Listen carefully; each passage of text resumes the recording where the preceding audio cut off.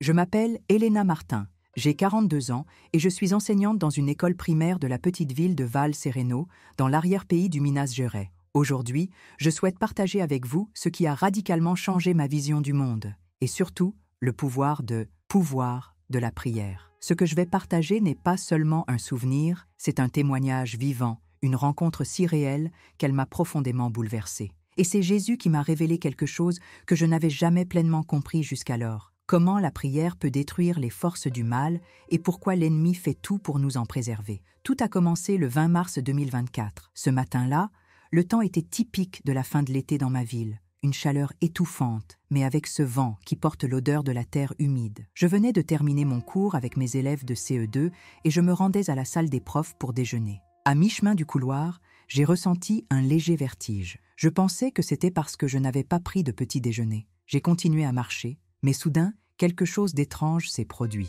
Les lumières ont commencé à clignoter et un poids énorme s'est abattu sur ma poitrine. J'ai découvert plus tard que j'avais souffert d'une embolie pulmonaire, un caillot qui bloque mes poumons. L'infirmière de l'école a dit que je m'étais effondrée sur place, devant la salle de classe 204. Mon visage est devenu violet et j'avais du mal à respirer. Une collègue, l'enseignante Anna Ribeiro, m'a trouvée et a appelé les secours pendant qu'elle commençait la réanimation cardio-pulmonaire. La dernière chose dont je me souviens, c'est le sol froid qui touchait mon visage et le rire lointain des enfants à la cafétéria. Puis, tout a disparu. Ce n'était pas ce tunnel de lumière cliché ou ces images floues. C'était comme franchir un portail vers quelque chose de bien plus profond. Un instant, j'étais allongée sur le sol de l'école. L'instant d'après, je me suis retrouvée dans un endroit au-delà de tout ce que l'esprit peut imaginer. La douleur a disparu. Le poids dans ma poitrine a disparu. Et à la place, j'ai ressenti une paix si intense, cela semblait impossible à expliquer. C'était comme être immergé dans un océan d'amour et de compréhension. C'est alors que j'ai entendu une voix. Ce n'était pas n'importe quelle voix, c'était la voix de Jésus, ferme, avec autorité sur l'univers entier, et pourtant aussi douce et accueillante que l'étreinte d'un père. Elena, il a prononcé mon nom, et c'est seulement à ce moment-là que j'ai réalisé que je me tenais devant lui, en sachant plus sur son essence que pendant toutes ces années d'études de la Bible ou de services religieux auxquels j'avais assisté. Et puis, il a commencé à me révéler quelque chose qui allait tout changer, le véritable pouvoir de la prière. À cet endroit, devant Jésus, j'ai réalisé quelque chose qui m'a laissé sans voix. Un simple instant de prière a le pouvoir de détruire des forteresses spirituelles entières. Et c'est là que j'ai compris pourquoi l'ennemi lutte si intensément pour nous empêcher de prier. Lorsque nous prions, nous nous connectons à une force divine capable de transformer la réalité, de chasser les ténèbres et d'apporter la lumière dans nos vies. Et ce que je ressentais n'était pas seulement une vision symbolique, c'était une révélation directe du ciel. Jésus m'a fait comprendre que la prière ne se résume pas à de belles paroles. C'est comme ouvrir une porte vers une véritable transformation, intérieure et extérieure. C'est la clé de notre croissance et de notre protection spirituelle. Sa présence était si intense que je n'avais jamais rien vu de tel en peinture ou au cinéma. La gloire qu'il dégageait dépassait de loin tout ce qu'un artiste pouvait représenter. Ce n'était pas seulement quelque chose de visible, c'était quelque chose que je ressentais jusqu'au plus profond de mon être. Puis il parla, en me regardant droit dans les yeux. « Ma fille, je t'ai amenée ici pour te montrer ce que tes yeux terrestres ne pourraient jamais voir. Ce dont tu vas être témoin transformera non seulement ta vie, mais aussi celle de nombreuses autres personnes qui entendront ton témoignage. » Soudain, j'ai été propulsée dans une vision de ma propre vie, mais vue à travers des yeux spirituels. J'ai revécu des moments de prière qui avaient jalonné mon parcours, depuis ces prières innocentes de mon enfance, avant de me coucher jusqu'aux appels désespérés à l'aide lorsque mon mariage semblait s'effondrer. Ce que je vis ensuite me bouleversa profondément. Chaque prière que j'avais prononcée avait un effet visible sur le monde spirituel. Tout autour de moi, je sentais la présence d'entités obscures, des démons qui, au fil des ans, avaient érigé des forteresses. Il ne s'agissait pas de barrières aléatoires, mais de positions stratégiques pour m'affaiblir, moi et ma famille. C'est alors que j'ai été témoin d'un événement extraordinaire. Un matin, alors que je prononçais les mots « Au nom de Jésus », lors d'un simple moment de prière, le sol spirituel a tremblé. Des forteresses ont commencé à s'effondrer sous mes yeux. Chaque phrase que je prononçais ouvrait des fissures dans ces sombres structures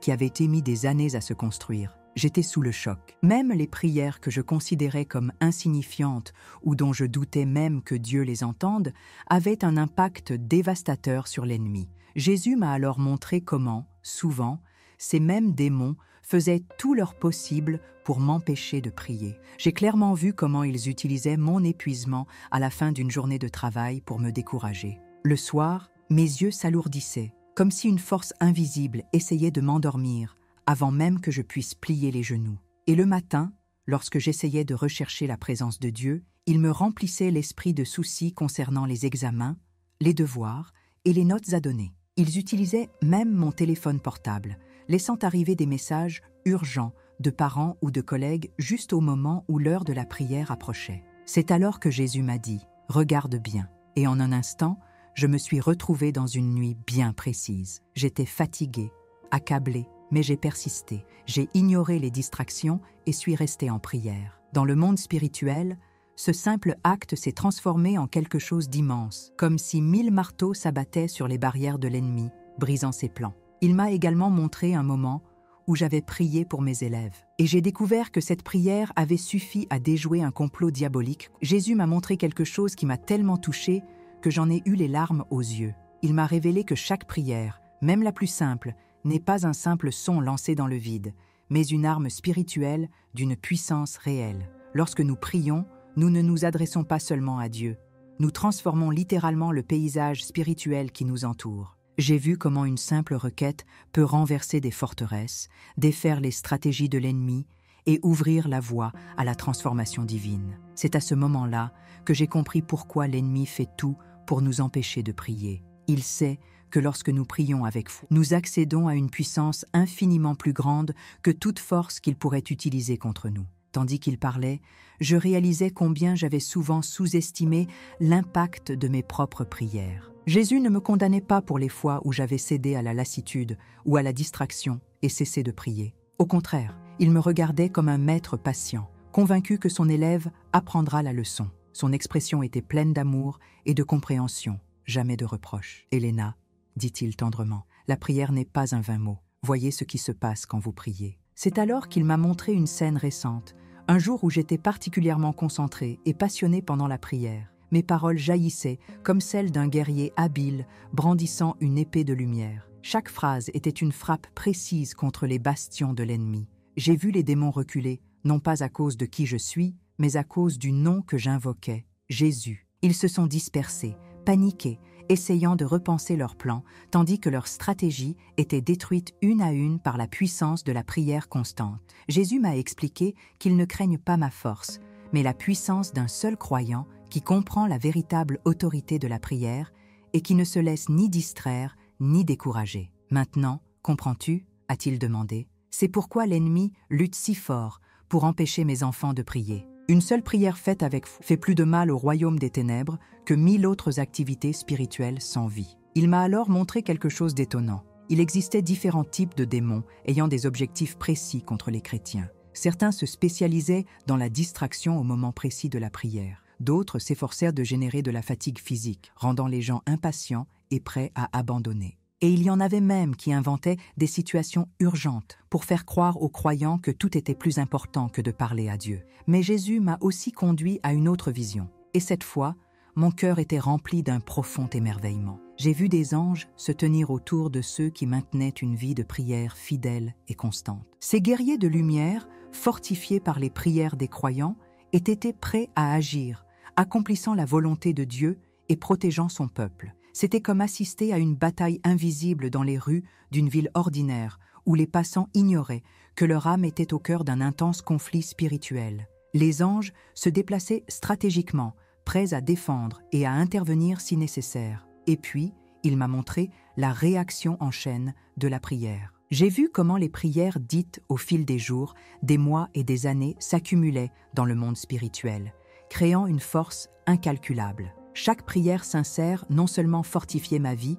mais avait aussi un impact durable, touchant d'autres personnes, changeant les circonstances et déjouant les plans maléfiques, souvent sans même que je m'en rende compte. À ce moment-là, Jésus m'a fait comprendre que la prière n'est pas un acte isolé. C'est un mouvement constant, une force invisible, mais incroyablement puissante, qui agit à la fois dans le monde physique et spirituel. Lorsque nous prions, nous ne changeons pas seulement nos vies, nous influençons l'histoire spirituelle du monde. J'ai clairement vu les prières de ma mère, disparue depuis des années, toujours active, renversant des forteresses et protégeant mes enfants, Élisa et Gabriel. C'était comme si la prière transcendait le temps. Jésus m'a montré que même une prière faite dans le passé, si elle est faite avec foi et sincérité, continue de résonner dans le monde spirituel et de produire des résultats. « Souviens-toi de ceci », dit-il, et il me montra une scène simple. Moi, me précipitant pour préparer ma classe avant l'arrivée des élèves, récitant une courte prière. Et pourtant, ce moment bref mais touchant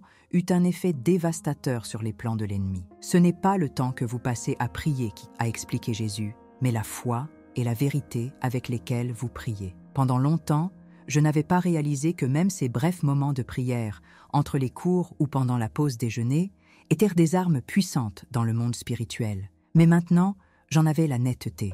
Même brèves, si elles étaient sincères, ces prières pouvaient ébranler les ténèbres. La scène changea. Devant moi, je vis un groupe de démons rassemblés dans un coin sombre, discutant de leur stratégie. L'un d'eux, irrité, dit « Elle commence à comprendre le pouvoir de la prière ». Un autre répondit, frustré, « Il faut multiplier les distractions, utiliser ses devoirs pour l'occuper. Chaque fois qu'elle évoque le sang de Jésus, un de nos bastions s'effondre. Je ressentais leur plaisir lorsqu'ils parvenaient à m'empêcher de prier. Pour eux, chaque jour où j'étais accablée ou distraite était une petite victoire. Mais cette joie disparaissait en quelques secondes dès que je retournais à la prière avec plus de détermination. C'était comme si le simple fait de me placer devant Dieu les faisait paniquer. C'est alors que Jésus m'a révélé quelque chose qui m'a brisé le cœur. J'ai vu de nombreuses personnes, collègues, parents d'élèves, qui avaient un don incroyable pour la prière, mais qui avaient été trompés par l'ennemi, persuadés que leurs paroles ne changeaient rien. J'ai vu comment les démons étaient déterminés à perpétuer ce mensonge, sachant que si ces chrétiens prenaient véritablement conscience de leur pouvoir, les forteresses qu'ils avaient bâties au fil des ans s'effondreraient immédiatement. D'une voix ferme, Jésus répéta ce qui est écrit dans l'Écriture. « Mon peuple périt, faute de connaissance. » Il me montra comment même la prière la plus simple, prononcée avec foi, libère des forces spirituelles auxquelles l'ennemi ne peut résister. J'ai vu des démons reculer de désespoir à la proclamation de la parole de Dieu. Je les ai vus fuir, terrifiés, à la mention du sang de Jésus, comme si ce nom les transperçait. J'ai aussi vu des prières de gratitude et d'adoration s'élever vers le ciel comme des flammes, consumant tout autour d'eux. C'est alors que j'ai compris. Mes prières, même celles que je croyais modestes, étaient comme de la dynamite spirituelle. En quelques secondes, elles détruisaient ce que l'ennemi avait construit pendant des mois, voire des années. Jésus m'a montré avec foi que lorsque nous prions, nous ne nous contentons pas de lui parler. Nous participons à son œuvre de destruction du mal et de restauration de ce que l'ennemi a tenté de corrompre. Rien ne résiste à une prière centrée sur la volonté de Dieu et pleine de foi. Puis il m'a emmené à une scène qui s'était produite une semaine seulement avant mon expérience de mort imminente. Je priais pour un étudiant, je l'appellerai Lucas, qui souffrait de crises d'angoisse. Dans le monde spirituel, j'ai vu comment cette simple prière a détruit les remparts de la peur qui s'étaient érigés autour de lui. Jésus m'a montré que, même si dans le monde physique il manifestait encore des signes d'anxiété, dans le monde spirituel, les murs s'effondraient déjà. Il m'a alors montré l'impact des prières de pardon. Je me suis souvenu du jour, le cœur blessé, j'avais pardonné à un camarade de classe qui avait dit du mal de moi à la direction de l'école. Sur le plan spirituel, cette décision a agi comme une vague de destruction contre les bastions qui soutenaient ce conflit. Mais la révélation la plus profonde est venue lorsque Jésus m'a montré que les prières dites de génération en génération se lient, formant un héritage spirituel impossible à briser par l'ennemi. J'ai vu mes prières se joindre à celles de ma mère et de ma grand-mère, créant une protection sur toute notre famille, une barrière que les démons ne pouvaient franchir. Avec tendresse, il m'a expliqué, c'est pourquoi l'ennemi combat si durement la prière en famille. Il sait que lorsqu'ils prient ensemble, son pouvoir de division et de destruction est limité. Et puis j'ai vu des moments simples, des prières avant les repas, des paroles prononcées avant d'aller au lit, renforcer le bouclier spirituel qui entourait notre foyer. C'était comme si chaque parole de foi, prononcée dans l'unité, érigeait des murs infranchissables contre les ténèbres. Jésus m'a emmené encore plus loin, me montrant comment la prière communautaire, pratiquée dans les écoles et les églises, créait des forteresses spirituelles si solides que l'ennemi ne pouvait les pénétrer. Je l'ai vu, j'étais là. Jésus m'a montré quelque chose d'étonnant.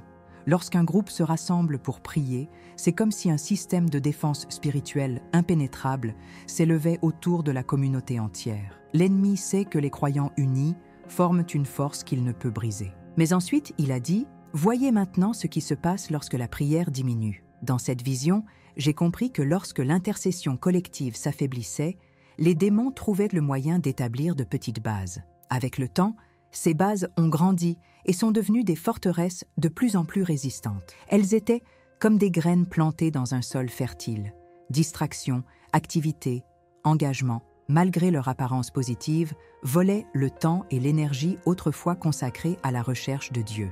Le plus effrayant était que rien de tout cela ne semblait dangereux à première vue. Ces programmes et événements étaient utiles, voire positifs, mais ils ont progressivement remplacé le lieu d'une véritable rencontre avec le Seigneur. Sans que la communauté s'en rende compte, l'ennemi renforçait sa présence. Jésus a alors dit quelque chose qui m'a marqué. Les combats spirituels les plus décisifs ne se livrent pas toujours à des batailles importantes et visibles, mais à des moments où nous négligeons l'essentiel. Lorsque nous négligeons la prière, même pour des raisons apparemment justifiées, nous laissons l'ennemi agir. Il m'a fait comprendre que la prière individuelle et collective sont des clés qui libèrent la puissance de Dieu dans le monde spirituel, capable de démolir toute forteresse que l'ennemi tente de construire. C'est alors qu'il m'a révélé quelque chose de douloureux, des moments où le Saint-Esprit me poussait à prier pour un étudiant ou un collègue, et je l'ignorais. Dans le monde spirituel, ces prières inexprimées étaient comme des chaînons manquants dans une chaîne de protection, créant des failles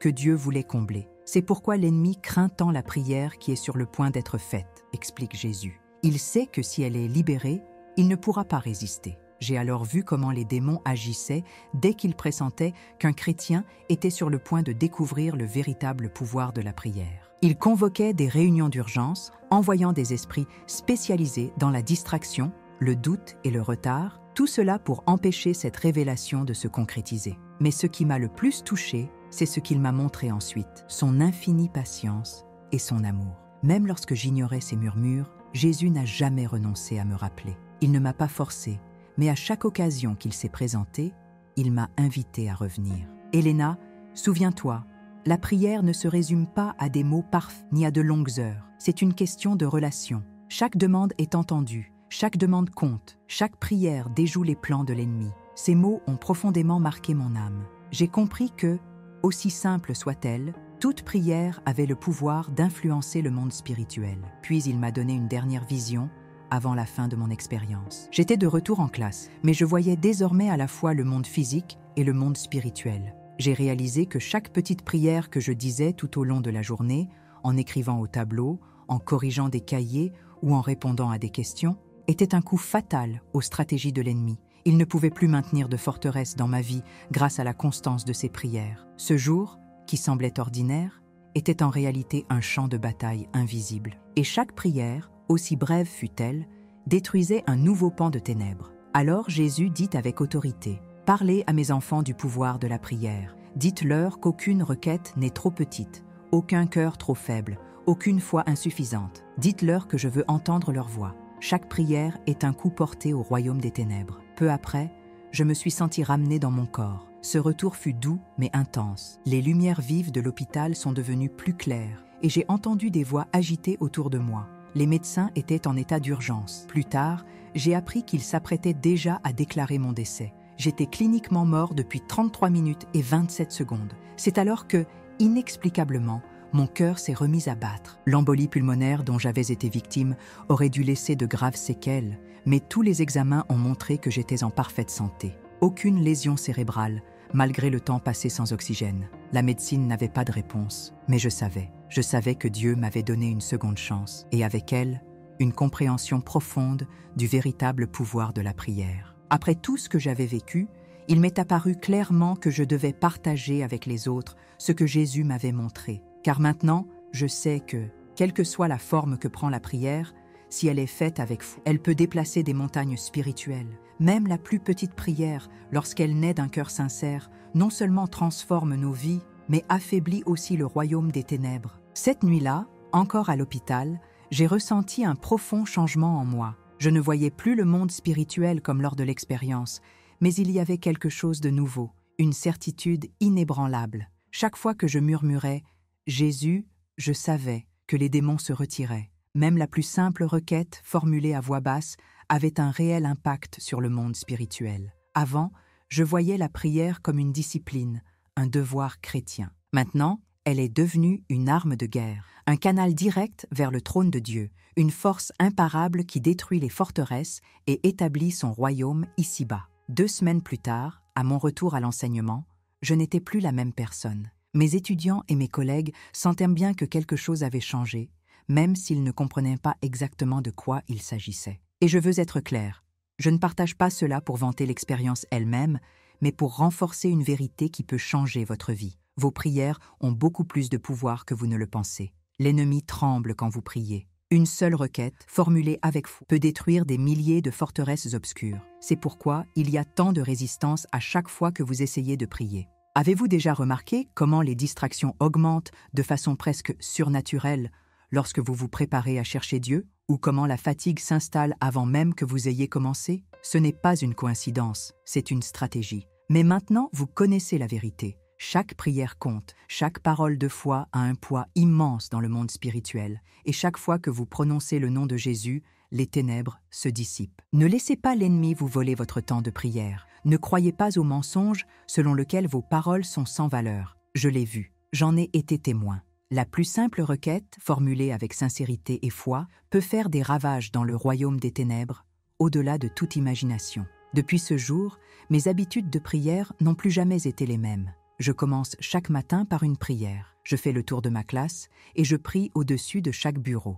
Je prie avec mes élèves dès que possible, dans les limites de l'école. J'ai constaté de réels changements dans leur vie et je sens que chaque prière est comme un bouclier qui protège et bénit ceux qui m'entourent. Ma vie de famille a également été transformée. Mon mariage s'est renforcé et mes enfants ont commencé à développer leur propre relation avec Dieu. Ils apprennent que la prière est possible à tout moment et en tout lieu. Maintenant, à vous de choisir, allez-vous prier? Allez-vous surmonter les distractions et résister à la pression d'abandonner? Vous souviendrez-vous que même la plus simple requête est une arme puissante entre les mains d'un enfant de Dieu? L'ennemi ne se battrait pas autant pour vous empêcher de prier, si cela n'était pas si dévastateur pour lui. Souviens-toi de ce que j'ai vu, souviens-toi de ce que Jésus m'a enseigné, et surtout, souviens-toi que tu as reçu l'autorité de prier. Quand vous priez, le royaume des ténèbres tremble, et à chaque prière, vous reprenez le territoire qui appartient à Dieu. Mon ami, si je pouvais te regarder dans les yeux maintenant,